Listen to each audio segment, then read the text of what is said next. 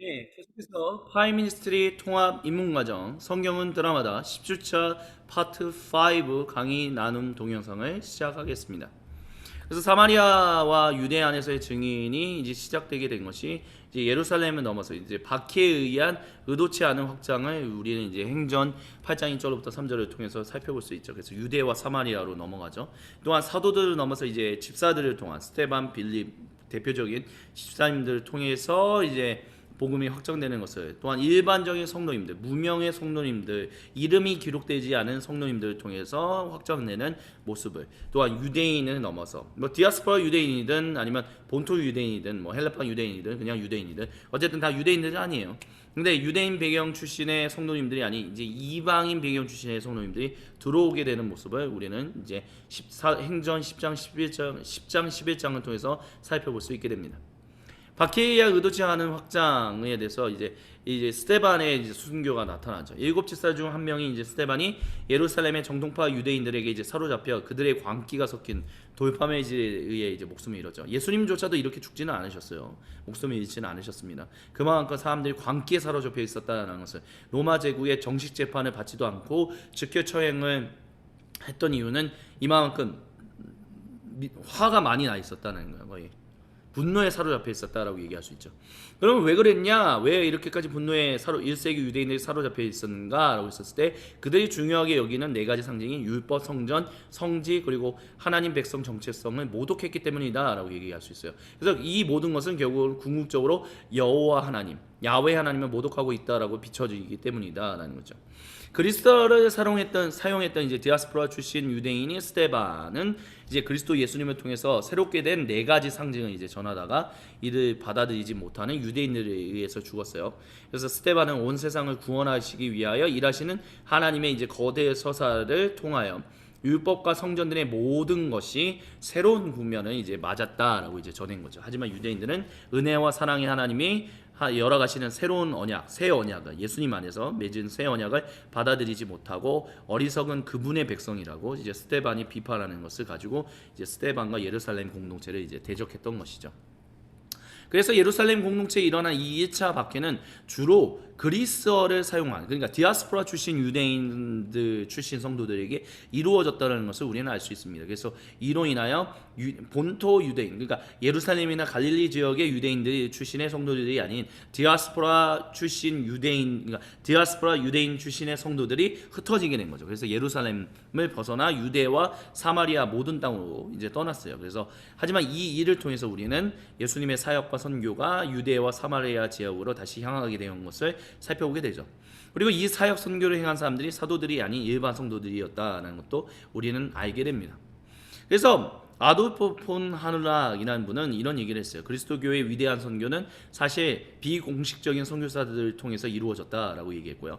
롤랜드 알렌이라는 분은 이런 얘기를 했습니다. 교회의 자연스러운 확장은 교회의 개개 구성원들이 자신이 발견한 복음을 다른 사람들에게 설명한 자발적이고 비공식적인 활동 덕분이다. 이게 선교고 사역이었다라고 이제 얘기했다라는 거죠. 그러면서 우리가 이제 주목할 사람이 바로 집사 빌립입니다. 유대와 사마리아 지역의 사역 선교에 있어서 이제 의사 누가가 소개하는 인물이 집사 빌립이기 때문에 그래요. 특히 그가 이제 이디오피아 내시를 만나 이사야서 53장 말씀을 그리스도 예수님 안에서 해석하여 설명한 뒤 그로 하여금 세례를 베풀었던 것은 아주 유명한 거죠. 신약 성경학자들은 이 내시가 간닥의 여왕의 재정장관으로서 이방이었을 것이다라고 확신해요. 그렇다면 이 이방인이 자신이 있던 지역의 유대인 회당을 통해서 하나님 말씀을 듣고 그분을 경외하는 하나님 경외자였던 이방이었을 것이다라고 우리는 충분히 생각해 볼 수 있어요. 근데 그가 이제 재정장관이다라는 것은 이제 여왕의 전폭적인 지지와 이제 신임을 받고 있었다라는 건데 그 말은 다른 말로 한다면 이제 세종대왕이 옛날 우리나라의 이제 조선시대의 세종대왕이 황희정성을 굉장히 아껴서 정말 쉬지 못하고 계속해서 일하게끔 만들었고 자신의 곁에 계속해서 두게 함으로 인하여 계속해서 사직서를 제출했는데도 불구하고 받아주지 않았던 것처럼 간다게 여왕이 이 내시를 계속해서 있게끔 하길 원하는 것은 분명한 것이었을 거예요. 근데 그럼에도 불구하고 의사 누가가 전한 행전에 통해서 보면 사실 이게 적국이거든요. 로마 제국의 영토 예루살렘이 적국 영토예요. 근데 그 예루살렘에 방문해서 사실 간다게 여왕하고 별로 상관없는 이제 야훼 하나님을 예배했다라는 것은 되게 이해하기 힘든 거죠. 간다게 여왕이 과연 그런 이유로서 과연 이 재정장관인 네시를 보냈겠는가라고 했었을 때 쉽지 않은 일이었다라는 것을 우리가 좀 기억해 볼 필요가 있습니다. 상기해 볼 필요가 있다라는 거예요. 그렇기 때문에 이것은 그래서 이 예루살렘에 와서 하나님을 예배했다는 것은 어쩌면 은밀하게 이루어졌을 수 있을 가능성이 굉장히 높고요. 그 네시의 일생 평생 단 한 번 있을 수밖에 없었던 일이었을 것이다라고 우리는 기억해 볼 필요가 있습니다. 이렇게 그런 하나님을 사모하는 열심을 가진 그를 삼위 하나님은 집사 빌립을 보내서 그리스도 예수님을 알게 하고 또한 성령과 물세례를 통해서 하나님 자녀가 되게 했다는 거예요. 놀라운 사건인 거죠. 그리고 아프리카 교회사에서 이제 이 네시는 에티오피아 교회의 시작점으로서 많은 이들에게 전도하여 교회가 세워지는데 혁혁한 시작점이 된 사람으로 평가받고 있습니다. 우리에게 주는 놀라운 어떤 의미들이 있지 않을까 그런 생각이 들거든요. 그래서 앤드 라이트 교수님은 이런 얘기를 합니다. 예수님을 통해 느리게 또한 굽이굽이 돌며 이어진 하나님 백성의 이야기가 그 목적지에 도달했고 그와 동시에 온 세상을 위한 구속의 순간이 임했다는 거예요. 그래서 이 에티오피아가 아니라 에티오피아의 네시가 흥분한 것은 당연한 일이었다라고 볼 수 있다라고 얘기해요. 예수님을 절정으로 하는 이스라엘의 이야기를 그렇게 전하면 모든 사람이 그 네시까지도 거기에 포함되었다는 거예요. 그 사람도 이제 이스라엘이 되었다라는 거죠. 그는 이제 이중적으로 배제되었다가 이제는 놀라운 환영을 받게 되었습니다. 그가 세례를 받음으로써 예수님의 죽음과 부활에 동참하고 싶어하는 것도 당연했다라고요. 그래서 집사 빌립이 이제 베풀었던 이 세례는 모든 이야기가 에티오피아 네시의 이야기가 되게 하는 방편이었다라고요. 그랬기 때문에 그가 기뻐하며 가던 길을 간 것도 이 네시가 고향으로 기쁘게 돌아가는 것도 당연했다라고 얘기합니다. 이제 나도 하나님 나라 백성으로서 그 거대 서사의 한 축이 되었다라는 것, 감사하다는 거죠. 즐겁다는 거죠. 행복하다라는 거죠. 죽어도 이제 여한이 없다라는 그 은혜를 받아들였기 때문에 기뻐하며 가던 길을 가고 다시 집사 빌립을 만나지 못한 것을 크게 신경 쓰지 않았다라는 것이 바로 그런 의미다라고 앤티 라이트 목사님은 우리에게 그렇게 이야기합니다. 또한 우리가 집중해야 할 또한 중요한 곳은 바로 시리아의 안디옥 공동체입니다. 이 공동체는 이제 비시디아라는 소아시아, 즉 터키 지역에 있는 그 안디옥과는 다른 곳이기 때문에 시리아의 안디옥이다라고 부르는 게 굉장히 중요해요. 그래서 시리아의 안디옥은 이제 지도로 보시면 이제 이 지역에 이제 위치해 있다라고 볼 수 있는데요. 이제 사도 바울이 참고로 이제 태어나서 자란 곳은 이 다소라는 지역은 바로 이곳이죠. 구브로 섬이라는 것은 오늘날에 이제 북과 남으로 나눠져 있는 이제 키프로스 섬. 그래서 그리스와 터키의 어떤 전쟁, 어떤 그런 분쟁 지역으로 지금 이제 계속해서 일어나고 있는 곳이 바로 키프로스 섬입니다. 근데 이제 이 시리아의 안디옥은 사실 1세기 로마 제국 내에서 굉장히 큰 대도시였다라고 얘기해요. 근데 거기에 생긴 교회 공동체를 통해서 그리스도인이라는 말이 처음 생겼다라고 의사 누가는 우리에게 얘기해 주고 있어요. 이 말은 그리스도 추종자, 왕의 사람들이다 라는 뜻을 의미했다라고 해요. 그래서 특별히 시리아의 안디옥 교회 공동체는 그리스도, 즉 메시아 예수님 안에서 유대인 배경과 이방인 배경의 그리스도인들이 함께 한 몸을 이룬 첫 번째 공동체로서 그리스도교 역사에서 상징적인 교회 공동체라고 얘기합니다. 그래서 교회의 지도자들로 표현되는 그 7명을 보면 다양한 인종, 다양한 배경이 있어요. 유대인 배경의 출신의 성도들만이 지도자가 있는 게 아니라 이방인 배경 출신의 성도들도 지도자로서 있고 그들이 이제 바나바와 바울을 선교로 이제 전도 여행에 파송하는 전도 선교 여행에 파송하는 것을 우리는 보게 됩니다. 그렇다면 이 시리아의 안디옥 교회 공동체는 유대인 배경과 이방인 배경의 그리스도인들이 함께 한 몸을 이룬 첫 번째 공동체라는 것을 우리가 이해할 수 있다는 거죠. 또한 이방인 배경의 성도들을 환대하여 이방인 출신인 의사 누가의 칭찬을 받은 유대인 배경의 성도인 바나바가 이 공동체를 위하여 사도 바울을 불러왔다는 것은 사도행전의 흐름 속에서도 매우 중요한 의미를 가지고 있어요. 그래서 먼저 그 전에 우리가 다뤄야 하는 게 이제 바울의 회심이죠. 1세기 유대교에 있어서 이제 이단인 메시아 추종자들의 영향력을, 즉 유대인들에게 끼치는 영향력을 줄이고자 했던 유대인의 이름 이제 사울, 로마식의 이름인 바울은 이제 다마스쿠스로 가는 길 위에서 부활하신 예수님을 만났어요. 그는 이마만큼 매우 헌신적인 바리새인이었죠. 그래서 하나님이 자신의 백성으로 즉 예루살렘에 위치한 성전으로 돌아오시기를 간절히 바라는 정말 인물이었다라고 얘기할 수 있습니다. 근데 그랬던 그가 다마스쿠스로 가는 길 위에서 예수님을 만남으로 인하여 그가 평생을 통해 바라던 야훼 하나님의 기환이 바로 예수님을 통해서 일어났다라는 것을, 다른 말로 하면 하나님이 곧 예수님이라는 사람이 되셔서 이 일을 하셨다라는 것을 깨달았어요. 무엇보다 예수님이 자신을 박해하고 있다라고 사도 바울에게 말씀하신 것은 그가 잡아들였던 모든 남성과 여성, 아이와 노인이 바로 하나님의 백성, 즉 야훼 하나님 그분 자신이다라는 뜻을 보여주셨어요. 그렇기 때문에 사도 바울이 깜짝 놀랐던 거예요. 그래서 하나님을 향한, 사도 바울이 하나님을 향한 뜨거운 사랑을 가졌던 그가 잘못된 방향, 즉 이게 왜곡된 방향, 죄된 것이잖아요. 잘못된 방향을 따라가고 있던 데에서 이제 벗어나 바른 길로 이제 방향을 전환했고, 그것이 바로 사도 바울의 회심이었다라고 의사 누가가 우리에게 얘기해주고 있습니다. 또한 우리가 이제 기억해야 할 것은 바로 베드로와 고넬료의 회심이죠. 또 다른 하나님 경외자였던 고넬료와 그 가족의 회심은 단순히 이방인들만의 회심이 아닌 유대인 배경의 성도들의 또 다른 회심을 이끌어내는 중요한 사건이었어요. 왜냐하면 사도 베드로는 이제 복음을 이제 고넬료의 집에 방문해서 복음을 전하던 사이에 그 고넬료와 그 집에 있던 모든 사람들이 자신이 받았던, 즉 사도 베드로가 유대인 배경의 출신들이 성도들이 받았던 그 성령님을 동일한 성령님을 그들이 받는 것을 모습을 보면 그들이 하나님의 백성이 되었다라는 것을 깨달았거든요. 그래서 사도 베드로는 그렇기 때문에 그들 모두에게, 이방인들이었던 그들에게 다 물세례를 베풀었어요. 하나님 백성이 되었다라는 거죠. 또한 고넬료와 그곳에 있던 모든 이들은 이제 그리스도 예수님 안에서 죽고 새 생명을 얻었고, 특별히 로마 군대의 백부장이었던 고넬료가, 100명을 다스리는 지휘관이었던 고넬료가 이제는 로마 제국의 황제에 대한, 신의 아들에 대한 충성에서 야훼 하나님의 기름 부음 받으신 왕인 메시아 그리스도 구세주이신 예수님이 바로 구세주이십니다, 충성을 다하기 시작했다는 것은 굉장히 큰 의미를 가지고 있습니다. 그리고 이것을 통해서 사도 베드로가 이후 예루살렘 교회로 돌아와 많은 성도들이 너가 어떻게 이방인들과 어울려서 그들에게 세례를 베풀었냐, 너는 하나님의 거룩하심을 부정했다라고 얘기하는 비판에 대해서 그가 경험했던 모든 것들을 통하여, 즉 자신이 그리고 그런 비판을 하는 여러분이 받았던 성령님이 동일하게 그들에게도 임하는 것을 봉하여 구약 성경에 기록되었던 하나님 말씀이, 즉 열방이 하나님의 백성으로 포함될 것이다라는 것을 깨달아 자신이 회심했다라는 것을 그들에게 전해.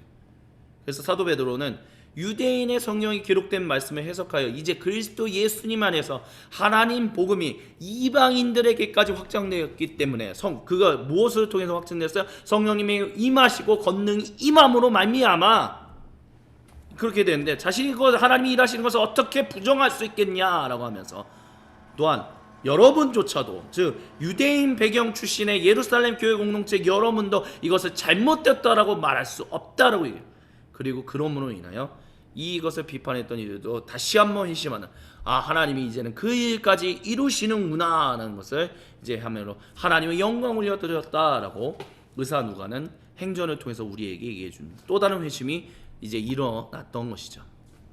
근데 이제 이런 것이 유대와 사마리아 땅에서 일어나는 이제 선교의 어떤 하나님 복음의 확장이었는데, 이것이 이제 이방인들, 즉 이방 땅 끝까지 나아가게 하는 데 있어서 중요한 어떤 그 화두를 던져주는, 시작점이 되는 계기가 되는 사건이 바로 세베대의 아들 야고보의 순교입니다. 그러니까 스데반이 순교함으로 말미암아 복음이 예루살렘을 넘어서 유대와 사마리아 지역으로 넘어갔고, 이제는 땅 끝까지 확장하는 데 있어서 세베대의 아들 사도 야고보가 순교하는 것이 계기가 되었다는 거죠. 그래서 세베대의 아들 야고보를 순교케 한 분봉왕은 헤로데 1세, 즉 헤롯 대제라고, 예수님을 이제 아기 예수님을 죽이려고 했던 그 헤롯 대제, 그리고 예수님, 그리고 그 아들이 예수님이 이제 십자가에서 달리시기 전에 그를 이제 만났던 헤롯 안티파스죠. 그리고 그 아들이 바로 헤로데 아그리파 1세가 세베대의 아들 야고보를 순교케 했어요. 그래서 그가 자신의 인기를 위해서 이제 야고보를 죽게 했다라는 것은 그만큼 예루살렘 내에 주님의 몸된 공동체를 향한 유대인의 분노가 이제는 단순히 디아스포라 유대인 출신의 성도들만이 아닌 그냥 유대인 출신, 예루살렘과 갈릴리 지역의 유대인 출신의 성도들을 향한 분노까지도 얼마나 굉장했던가라는 것을 이제 보여줘요. 그래서 군중의 분노를 이렇게 세베대의 아들 야고보를 죽이는 일을 통해서 이제 자신이 다스리는 지역을 이만큼 분노가 치밀어 오르면 이제 소요가 일어나고 분쟁이 일어나고 폭동이 일어나고, 그럼 로마 제국의 형제는 거기에 폭동이 있는데 이 헤로데 아그리파 1세가 이 일을 못하네. 참고로 헤로데 아그리파 1세의 모습이 담긴 1세기의 동전이 바로 이것입니다.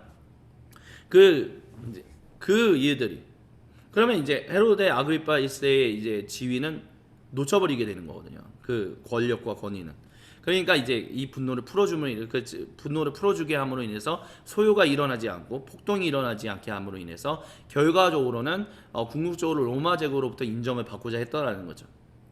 그런데 이런 모습들은 결과적으로 어떤 일을 일으켰냐라고 했었을 때, 예루살렘 지역의 유대인들이 더 이상 삼위 하나님이 새롭게 행하시는 구속의 일들을 받아들이지 않을 것임을 보여주는 상징이었다라고도 할 수 있을 거예요.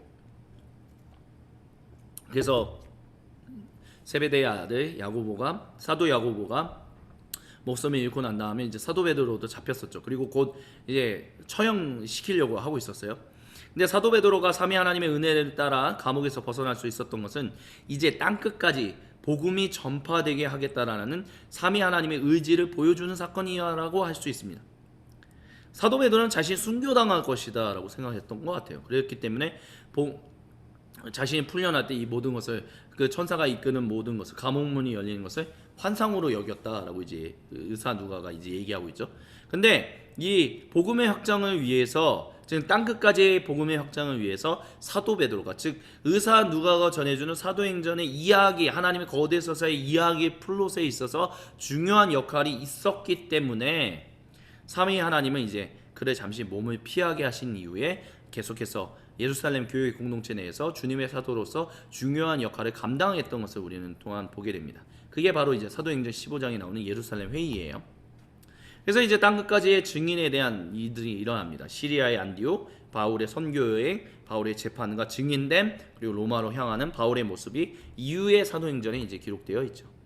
성교 공동체로서의 교회에 이제 인근과 멀리에 이제 복음을 전했어요. 시리아의 안디옥 교회의 모범이 그렇습니다. 그래서 안디옥 교회 안에 하나님의 은혜의 증거가, 그래서 많은 굉장한 숫자, 시리아의 안디옥 그 근교에 있는 많은 사람들이, 굉장한 숫자들이 주님께로 돌아왔다라고 해요. 근데 이 인근만 선교하고 전도한 것이 아니에요. 하나님 복음을 전가한 것만이 아닌 먼 지역까지 하나님의 복음을 증거하기 위하여 사도 바울과 바나바를 안수하여 파송하는 일까지 향하는 정말 선교 공동체로서의 정말 매우 모범적인 모습을 시리아의 안디옥 교회 공동체를 통해서 우리는 확인할 수 있습니다. 그래서 이것을 통해서 롤랜드 알렌이라는 분은 이제 교회의 자발적인 확장이 일어나야 하는데, 이런 자발적인 확장이 바로 공동체의 매력적인 삶을 통해서, 그리고 교회와 동일한 일원들에 의한 자발적인 복음 전도, 또한 새로운 교회 개척, 즉 바울과 바나바를 파송한 것이 새로운 교회 개척을 하는 이제 처치 플랜팅이다라는 거죠. 그리고 계속해서 그 교회 공동체에서 인근 내에서 교회의 어떤 매력적인 삶을 통한 동일한 일원들에 의한 자발적인 복음 전도들이 계속해서 일어났던 것, 이게 정말 이상적인 어떤 선교 전도의 모델이 아니냐라고 이제 롤랜드 알렌 교수님이 이야기했다라고 이제 성경은 드라마다의 두 저자가 이야기합니다. 그래서 두 저자가 이렇게 얘기해요. 260쪽에서 여기서 우리는 아직 복음을 듣지 못한 지역에 복음을 들고 가는 계획된 사역을 처음으로 봅니다 라고 얘기해요. 여기서 말하는 사역은 또한 선교다 라고 얘기할 수 있어요. 이 교회는 여전히 교회가 세워진 안디옥에서 자신의 선교를 수행하고 있습니다. 그래서 하지만 이제 하나님의 부르심에 순종하여 땅끝까지 이제 시선을 넓히는 거죠. 처음 예루살렘 밖으로 움직였을 때는 유대와 사마리아와 어떤 이방 지역으로 복음이 무개혁적으로 확장되었다면, 이제는 우리는 바울의 지도력 아래 복음이 안디옥, 시리아의 안디옥 교회로부터 소아시아와 유럽으로 전파되는 체계적인 확장을 보게 된다라고 얘기합니다. 근데 이 모든 것들은 결국은 사역 선교의 주체 성령님이에요.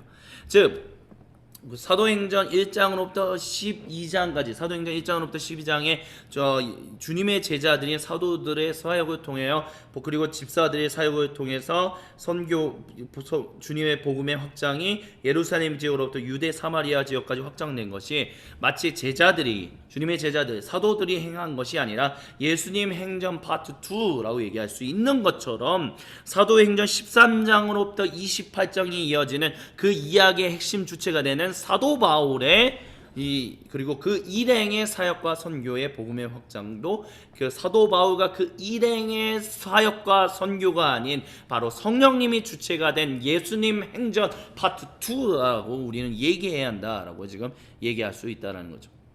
그래서 사도 바울의 영향력은 굉장히 큽니다. 또한 교회는 전통적으로 신약 성경의 열세 서신이 사도 바울이 저술했다라고 봤어요. 그래서 이런 배경 속에서 많은 성도들은 복음이 전 세계로 전파되게 된 것이 바로 사도 바울의 역할이다라고 얘기하면서 어떤 이들이 그를 이제 기독교의 창시자라고 얘기하는데 그건 잘못된 것이다라는 거예요. 왜냐하면 복음이 전파된 데 있어서 계속해서 강조해드린 것은 모든 일을 주도하신 분은 성령 하나님이시기 때문에 그래요. 그래서 사도행전에서도 사도 바울의 사역 가운데 그가 주도적으로 또한 어떤 지역을 향했다라기보다는 성령님이 그가 가야 할 곳을 또는 그가 가게 되는 방법을 인도하신 모습이 자주 나타나는 것을 통해서 우리는 의사 누가조차도 선교의 주체는 사도 바울이 아닌 땅끝까지 복음이 확장된 것의 주체는 사도 바울과 자신들이 아닌 바로 성령 하나님, 삼위 하나님이었다는 것을 분명하게 얘기해주고 있다는 것을 우리는 반드시 유념해야 할 것입니다. 그래서 성경은 드라마다의 두 저자는 이렇게 얘기합니다. 바울을 도구로 하여 성령님이 이 이야기를 장악하고 계십니다. 성령님이 바나바와 바울을 보내셨고 비두니아를 벗어나게 하셨고 그로 하여금 예루살렘으로 가지 않을 수 없게 하셨고 사도 바울에게 충만하게 임하셨으며 위험을 경고하셨다는 거죠. 그래서 이 모든 선교는 무엇보다도 성령님의 사역이었다라고 분명하게 우리가 인식하고 반드시 이거를 흔들리지 말아야 한다라고 이야기합니다. 그래서 바울의 선교 양식은 하나님 나라 공동체에 건설하는 것을 세 번의 선교 여정을 통해서 우리에게 보여주고 있고요. 또한 그들을 신실한 증인으로 세우는 것을 우리는 보여줍니다. 그래서 여정 가운데 방문하는 것과 서신들을 기록하는 것을 우리는 그 두 가지 양식이 있다는 것을 우리는 사도행전을 통해서도 또한 살펴볼 수 있습니다. 성경 드라마다의 두 저자는 이것에 대해서 다음과 같이 261쪽을 통해서 우리에게 얘기합니다. 바울의 선교 사역은 새 교회들을 개척하고 그 교회들이 복음의 빛을 비추도록 그들을 세워가는 것이었습니다. 바울의 목표는 로마 제국 전역에서 복음을 증거하는 하나님 나라 공동체를 세우는 것이었습니다. 그는 또한 이 공동체들을 견고한 토대 위에 세우기 위한 시간을 투자합니다. 사도 바울은 복음과 성경을 전수하고 공동체의 성장을 책임질 지도자를 세우고 성찬을 제정합니다. 여행하는 중간에 이따금씩 그는 자신이 기초를 닦거나 세운 교회들로 돌아왔습니다. 그들로 하여금 신실함을 지키도록 더 격려하기 위해서였습니다. 사도 바울은 또한 같은 목적을 위해 이 어린 교회들에게 보내는 신약 성경의 서신서들을 썼습니다 라고 얘기합니다. 그래서 사도 바울의 1차 선교 여행이 이렇게 이루어졌죠. 시리아의 안디옥을 통해서 키프로스를 통하여 버가를 지나 아탈리아, 그 다음에 비시디아, 안디옥, 이고니아, 루스드라, 더베 그리고 거꾸로 돌아오는 것을 통해서 우리는 사도 바울의 1차 선교 여행이 그렇게 진행되었다는 것을 발견하게 됩니다. 먼저 사도 바울의 키프로스 방문은 실루기아를 통해서 배를 타고 살라미를 통해서 바보까지 이르러 그러니까 구브로 섬을 전체 횡단을 했다라고 볼 수 있어요. 그리고 여기서 우리가 기억해야 하는 중요한 사건은 이제 바울과 바예수라는 유대인 어떤 신비가라고 해도 될까요? 그 대결이에요. 그리고 이 사건에 있어서 우리가 이제 주목해 볼 필요는 바로 이 지역을 다스리는 로마 제국의 관리가 바예수라는 사람에게 이제 사로잡혀서 살아가고 있었는데 바울이 이제 어떤 일종의 능력 대결을 통해서 이제 바예수라는 사람이 눈을 멀게 함으로 인하여 정말 주님의 살아계심과 주님이 메시아 되심을 이제 증거했죠. 근데 그렇게 많은 결과물을 얻지는 못했던 것 같아요. 키프로스 섬에서 무엇보다 로마 제국의 관리가 이것을 놀랍게 여기고 대단하다라고 했지만 회심했다라는 식의 얘기를 이제 의사 누가가 우리에게 전달해주고 있지는 않거든요. 그렇다면 이제 바예수라는 그러니까 더 이상 악한 영향력이 끼쳐지지 못하게끔 이제 이 관리로 하여금 정신 차리게 하는 이런 능력 대결을 통해서 이제 하는 일은 했지만 결과론적으로는 어떤 복음을 받아들이게 하는 일은 하지 못하게 한 게 아닌가라는 생각이 들기도 합니다. 하지만 그럼에도 불구하고 이제 우리가 알 수 있는 거, 우리가 이제 기억해야 할 것 한 가지는 무엇이냐면, 그럼에도 불구하고 그러니까 하나님 나라의 복음은 이렇게 정치적인 어떤 권세들이 올바른 위치를 온전히 회복하여 바른 일을 하게끔 하는 일을 하는데 또한 깊게 관여되어 있다는 것을 우리가 발견할 수 있어요. 어떻게 보면 별로 큰 성과를 얻지 못했다라고도 얘기할 수 있죠. 하지만 바예수라는 이 관리를 현혹하던 사람을 이제 물러나게 함으로 말미암아 이 관리가 정신 차림으로 인하여 잘못된 것에 사로잡혀서 잘못된 일을, 죄된 일들을 사람들에게 자꾸 억압하는 일을 하지 않고 당신에게 주어진 그 권리, 그 정치의 그 권력을 올바르게 사용하여 하나님의 창조 세계를, 하나님의 백성들을 온전히 회복하는데, 그리고 온전히 섬기는데 사용하게끔 하기 위하여 이런 능력 대결이 일어났다는 것은 바로 하나님 나라 복음이 가지고 있는 그 복음의 정치적인 영역을 우리에게 가르쳐주는 중요한 사건이다라고 이제 얘기할 수 있을 것입니다. 그 다음에 이제 바울의 갈라디아 지역 선교가 일어나죠. 그래서 비시디아 안디옥을 통해서 이고니온, 루스드라까지 이루어지는데 이방인과 믿지 않는 유대인들이 이제 계속해서 이제 반대해요. 그래서 쫓겨나서 이제 이고니온에서도 모욕하고 돌을 치려고 달려들고 루스드라까지 이르렀는데도 별다른 이제 열매들을 많이 얻지 못하는 모습을 우리는 보게 됩니다. 하지만 이제 더베에서는 많은 어떤 이제 열매를 얻었고, 그래도 뭐 아예 열매들이 없었던 것은 아니에요. 그리고 복음을 이제 받아들이는 이제 사람들이 있었고요. 그래서 이제 그 사람들은 이제 더베에서 또한 많은 이제 일원을 얻었다라고 하면서 교회를 세우고, 그 다음에 이제 루스드라와 이고니온과 비시디아 안디옥을 이제 차례차례 다시 재방문하면서 이제 얻었던 회심자들을 이제 격려하면서 이제 전도 여행을, 선교 여행을 마치는 모습을 이제 우리는 살펴보게 되죠. 그래서 사도 바울의 1차 선교를 보면 이제 다음과 같이 이제 얘기할 수 있습니다. 사도 바울은 이제 회당을 중심으로 이제 복음을 전했어요. 근데 반대하는 유대인들 대신에 이제 그 말씀에 이제 집중하는 이방인들에게 이제 사역을 했죠. 복음을 전했습니다.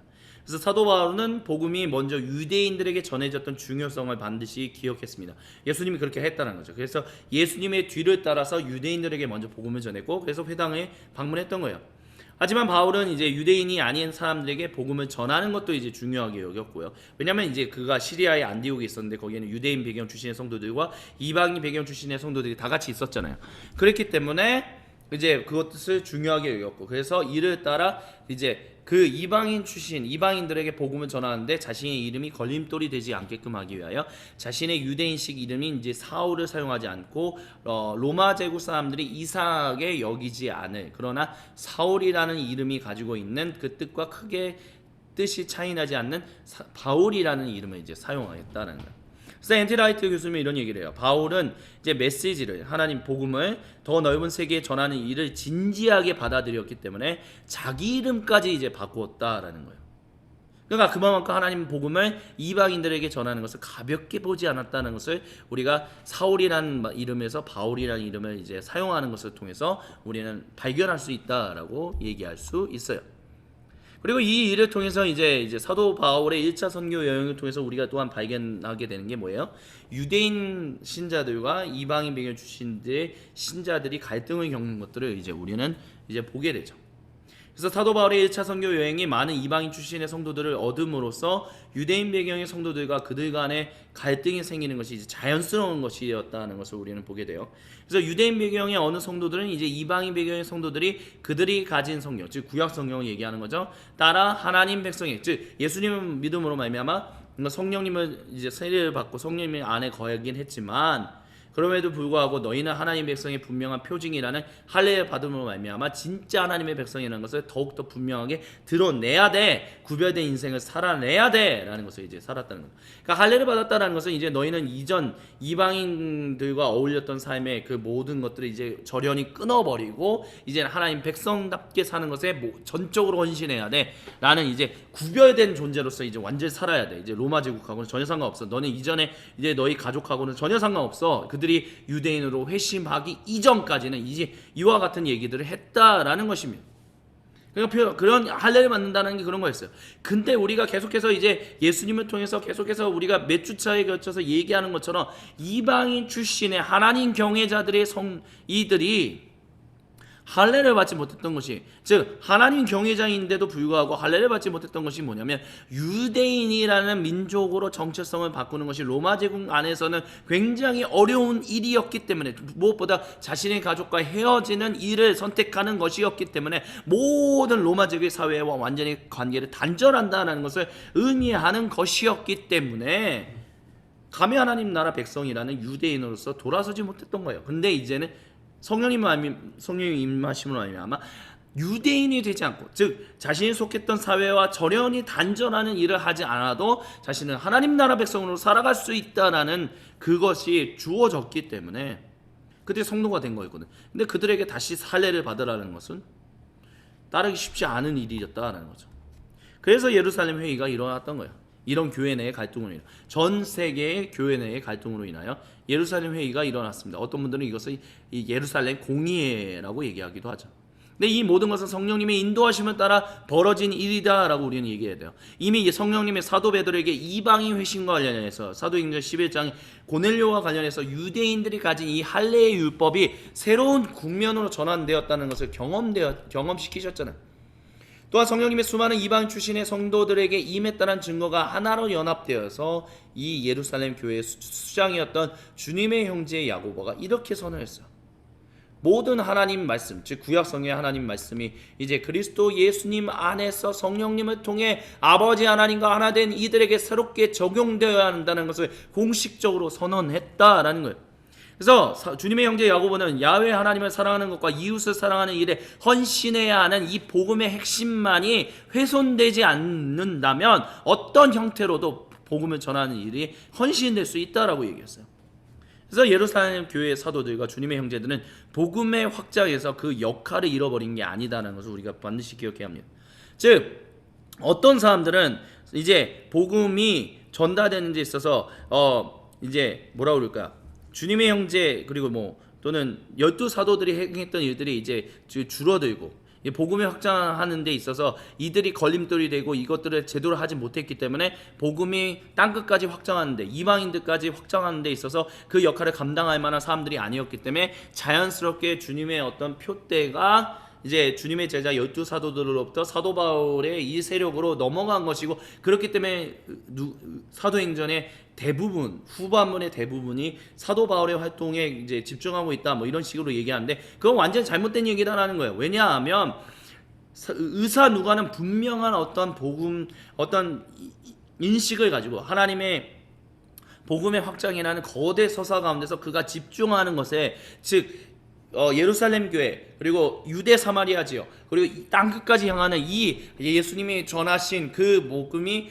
이루어지는 1세기 교회 내에서 이루어지는 그것을 분명하게 보여주기 위해서 그것이 이루어졌다라는 그것을 가지고 이제 얘기하다 보니까 그 집중에 그것에 나오는 등장 인물들이 사도 베드로, 그 다음에 집사 빌리, 그 다음에 사도 바울과 그 일행에게 포커스가 초점이 맞춰져 있는 것뿐이지, 그 포커스가 맞춰져 있지 않은 상황 가운데서도 계속해서 집사 빌립은 계속해서 하나님의 복음을 증거했고, 주님의 제자들이었던 12사도들은 주님의 형제 야고보는 계속해서 복음을 증거했다라는 것을 우리는 얘기할 수 있다는 거예요. 그래서 잠시 이 플롯이 진행되는 가운데서의 잠깐 등장인물로서 이제 등장하지 않았을 뿐이지, 예루살렘 회의에서 다시 등장하잖아요. 사도 베드로의 그 고백이 중요하잖아요. 사도 베드로가 고넬료를 만났다는 이 사건이 얼마나 중요한지를 거기서 증거하지 않았다면, 다른 말로 한다면 사도행전 11장에서 만약 그가 헤로데 아그리파 1세에게 순교당했다면 이것을 증거하지 못하고 예루살렘 회의에서 결정적인 역할을 할 수 없었을 텐데, 주님의 형제 이 사도 베드로의 이 증언을 하게끔 하기 위하여 이 헤로데 아그리파 1세로부터 사도 베드로를 건져내셨다는 거예요.